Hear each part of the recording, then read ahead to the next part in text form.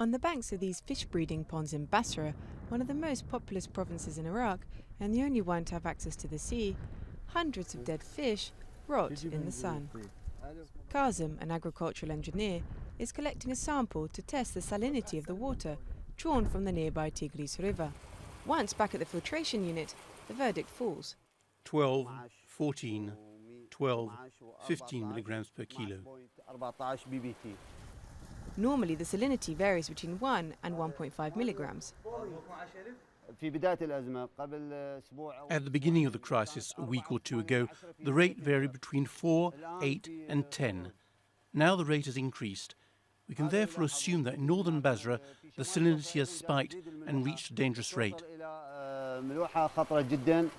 As the salinity of the water continues to rise, additional waste from the Tigris and Euphrates, which flows with the country's sewage water, and pollution from the oil industry and neighbouring Iran's petrochemical industry is adding to the problem. Besides the fish, salt and polluted water is also affecting the population.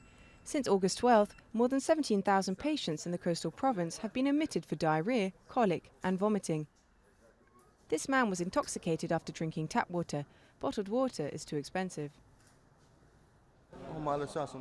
They told us the water was filtered, but this isn't the case.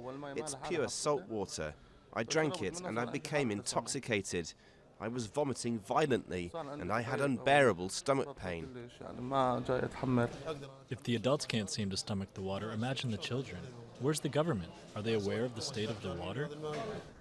The Government Council for Human Rights is now sounding the alarm. The institution is calling for the province to be officially declared stricken to benefit from special funds and freshwater quotas.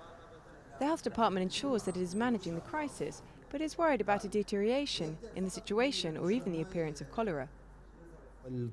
The ideal conditions for cholera are salty water, a low concentration of chlorine and low temperatures.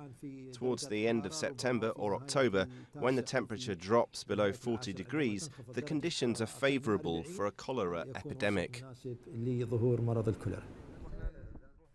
For the region of Basra, which is lacking in infrastructure, it is an unprecedented crisis.